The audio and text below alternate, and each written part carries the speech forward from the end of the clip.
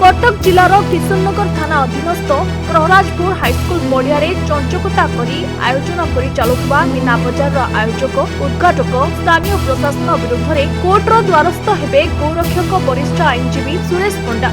घटनार प्रकाश बहु वाद विवाद पर गत मास सेप्टेम्बर 27 तारीख में कटक जिला किशननगर थाना अधीनस्थ प्रहराजपुर हाईस्कल पड़िया सुपर ग्रामीण मीना बजार उद्घाटन करा।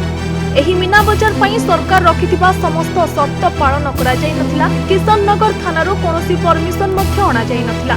तेबे मीना बजार उद्घाटन होई चलिबा खबर प्रथमे आम न्यूज रु प्रसारण हेबा परे आयोजक प्रतिक्रियाशील होई फोन रे आम प्रतिनिधि को एक प्रकार धमक देथिले। तांको धमक आमकु प्रेरणा देथिला, जहा फଳରେ अग्निशम विभाग उपजिलापाल एसपी को पाखकु जाई किभଳି भाबरे स्कूल पड़िया रे इलेक्ट्रिक दौड़ी लागिछि ओ पुलिस रो बिना अनुमति रे किभଳି मीना बजार चलीछि से नै सूचना दिया जायतिला। एनै मतामत लोडिबारु उपजिलापाल ज्योतिशंकर राय एवं ग्रामांचल एसपी उभय कैमरा आगे निज मतामत देबा पई मना करबा सहित एभଳି बेआईन कार्य करथिबा व्यक्ति किबा कोनोसी संगठकक विरुद्ध रे कार्यानुष्ठान ग्रहण कराजिबो बोली कहिथिले। अन्यपटे किशननगर पुलिस रो परिबा पणिया उपरे बड़ प्रश्नवाची सृष्टि होइछि एवं एभଳି बेआईन कार्य को प्रोत्साहन देई उद्घाटन करथिबा व्यक्ति विशेषक विरुद्ध रे गौरक्षक वरिष्ठ आईनजीवी सुरेश पंडा कोर्ट रो द्वारस्थ होउछन्ति बोली प्रकाश करिसथि।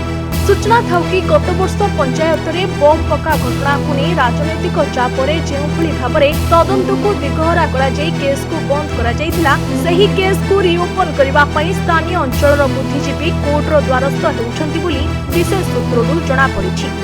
सालेपुर सरोज मलिक को रिपोर्ट न्यूज 95 ओडिया। देश विदेश कोण अनुकोण टेक्निक खबर देखंतु आम सह यूट्यूब फेसबुक और इंस्टाग्राम रे आमको देखंतु लाइक शेयर और सब्सक्राइब करने को आद्यम भूलंतुनी।